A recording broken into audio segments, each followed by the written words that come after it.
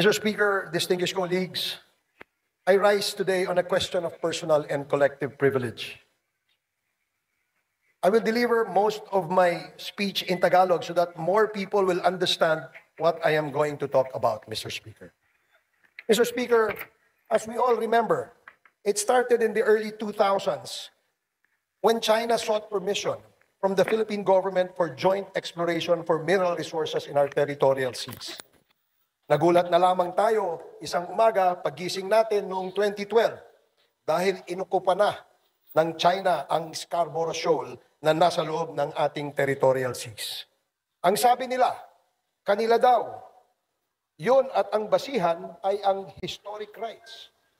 Historic rights daw na ang ibig sabihin ay mula pa noong unang panahon, nangingisda, dumadaan at naglalayag sila sa ating karagatan kung kaya't kanila daw ang Scarborough Shoal. Maraming lahi ang nangingisda, dumadaan at naglalayag sa karagatang ito mula pa noong unang panahon, hindi lamang mga Chino, Mr. Speaker. Hindi po maaaring maging basihan ng China o ng China ang tinatawag na historic rights. Lahat po ito ay napalitan na ng mga batas at tratado o treaties sa makabagong panahon. Lahat itong mga batas at treaties ay kinakailangan upang maglagay ng kaayusan sa buong mundo at mahinto ang mga kaguluhan. Isa sa mga treaties na ito ay ang United Nations Convention on the Law of the Seas o ang tinatawag nating UNCLOS. Ito po ay sinalihan at nilagdaan ng maraming bansa, kabilang tayo at ang China. Dito itinakda na ang bawat bansa, kamukha natin, ay may tinatawag na 12 nautical mile territorial sea. At bukod dito, binigyan din ang mga bansa na katulad natin na napapaligiran ng dagat ng 200 milyang karagatan na tinatawag natin na exclusive economic zone. Ang ibig sabihin po nito, Mr. Speaker, ay sa atin lamang eksklusibo ang lahat ng lamang dagat at likas yaman kasama na ang mga langis at iba pang makukuha sa loob at ilalim ng teritoryong ito. Inuulit ko, ang Pilipinas at China ay parehong sumang-ayon at lumagda sa kasunduang ito. Bukod sa UNCLOS, Mr. Speaker, ang Pilipinas ay nagwagi sa International Arbitral Tribunal sa The Hague, Netherlands, kung saan pinagtibay ang sinasabi ng UNCLOS. Hindi lamang yan. Sinabi pa ng Arbitral Tribunal na katang-isip lamang ang 9-dash line ng China. Kaya ngayon, dalawang katibayan na ang ating pinanghahawakan sa mata ng buong mundo at sa mata ng batas. Dahil dito, Mr. Speaker, nararapat na ipaglaban natin ang ating mga karapatan na pinagtibay ng mga kasulatang ito. Ngayon, ang tanong, sa tuloy-tuloy na panggugulo, panghihimasok, pangbubuli, at pananakit sa atin ng China sa loob ng mga teritoryong nabanggit, ano ang dapat nating gawin? Ang pinaka-minimum na magagawa natin ay ipahayag ng malaya at walang takot ang ating mga karapatan ayon sa mga batas. Ikalawa, magkaisa tayo sa pagkondena ng mga karahasan na ginagawa sa atin ng China. Hindi tayo dapat magsawa sa pagkondena at pagpapahayag sa buong mundo ng kanilang mga hindi tamang gawain at panghihimasok sa ating teritoryo. Mula sa pag-angkin ng mga lupain at teritoryo sa West Philippine Sea hanggang sa pananakit nila sa ating mga kababayan na nangingisda at naglalayag doon at sa kanilang pambubuli at paninira ng ating mga sasakyang pandagat. Ilang taon na tayong nagtitiis, Mr. Speaker. Hindi na nga natin mabilang ang kanilang paninira at pananakit na ginagawa. Noong isang linggo lamang, ilang mga barko ng ating gobyerno na pag-aari ng Bureau of Fisheries ang kanilang sinira sa pamamagitan ng water cannon at laser. Walang katumbas sa salita ang mga hindi makataong ginagawa nila sa atin. Walang katapusan ang pagtataboy sa ating mga mangingisda sa sarili nating teritoryo. Ang pagsira ng kanilang mga maliliit na bangka na hindi naman threat o banta sa kanila, ang palaging pagbangga, pagsira at pag-water cannon sa ating mga sasakyang pandagat na naglalayag at nagbabantay lamang sa ating teritoryo. Ilang iniporme na ng mga sundalong Chino ang natatagpuan at nakukuha ng ating mga otoridad mula sa mga inuupahang apartments at gusali ng mga Chinong sinasabing empleyado ng Pogo at kamakailan lamang sa mga barko naman na kunwari ay nagde-dredging sa ating mga karagatan. Lahat ng ito, Mr. Speaker, ay nangyayari kasabwat ang marami nating mga kababayan. Ang pinakamasakit sa lahat, Mr. Speaker, mismong mga kababayan natin ang nagtatanggol pa sa kanila.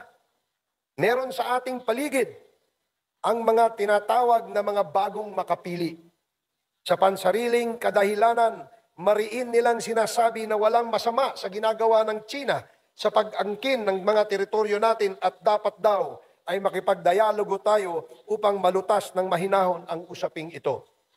Hindi ba nila nakita ang ilang beses na pakikipag-usap natin sa mga leader ng China? Ano ba ang naging tugon nila? Iisa lamang, amin ang buong karagatan, pati ang buong Pilipinas, amin yan, base sa historic rights, ang tugon ng China. At ang gusto ng China ay ibasura natin ang arbitral award bago nila tayo kausapin at harapin. Kung kaya naman po, Mr. Speaker, ako ay nananawagan, lalo na sa inyong mga bayarang trolls at vloggers who until this time prefer to take the side of China. Let us all unite, set all our sights towards the enemy, and have a common narrative for our freedom, sovereignty, and love of country. Hindi po tayo kinakailangan makipagdigmaan sa China upang mapanindigan natin ang ating mga karapatan. We only need to speak with one strong voice, take a common stand, a strong conviction, believe in ourselves, not for our individual selfish interests, but for the country, for our people, and for peace and prosperity of the future generations. Huwag na kayong biglaang magpanggap na experts in international law, o kaya ay biglang naging magagaling na mga political analyst, o kaya ay biglang nabuhay ang matagal nang nananahimik na karir sa media at biglang naging expert analyst. Lahat ay naging desusi, Mr. Speaker. Makonsensya naman sila. Ang kapalit ng pera-pera nyo ay ang buong bayan natin. Kayong mga trolls at vloggers na binabayaran ng mga sindikato ng China, alam nyo bang galing sa iligal na droga at pogo ang mga binabayad sa inyo para lamang ipakalat ninyo ang mga fake news? Droga at pogo na sumisira sa ating mga kabataan, kababayan at sa buong bayan. Wala ba kayong konsensya na kasama kayo sa mga sumisira sa ating lahat? Mas naniniwala pa kayo sa propaganda ng China kaysa sa nakikita ng inyong mga mata na kasamaang kanilang ginagawa sa ating mga kababayan. Yung mga illegal na droga na pinapakalat dito sa atin, sa China nanggagaling. Yung mga pogo, puro pag-aari din nila at kunwari ay totoo. Yung pala ay sentro ng krimen at hugasan ng pera mula sa illegal na aktibidades, lalo-lalo na ang illegal na droga. Sa ginagawang ninyong pagtataksil sa bayan, I am certain, Mr. Speaker, that our heroes are turning in their graves. Kung ayaw ninyong tawagin kayong traidor o bagong makapili, patunayan ninyo na kayo ay hindi bayaran ng mga sindikato ng China. Imbes na fake news at propaganda ng China ang pinapakalat ninyo, sila ang kalabanin ninyo. Araw-araw mababasa ninyo ang mga ginagawang pangapi sa atin. Huwag kayong magbulag-bulagan o masilaw sa salapi saan mang galing ang mga yan. Mahalin natin ang ating bayan dahil iisa lamang po ito. Mr. Speaker, I do not believe that China will wage war against us because we sided with our Western allies. This is the propaganda of the bagong makapili. As a matter of fact, we achieved quite the opposite.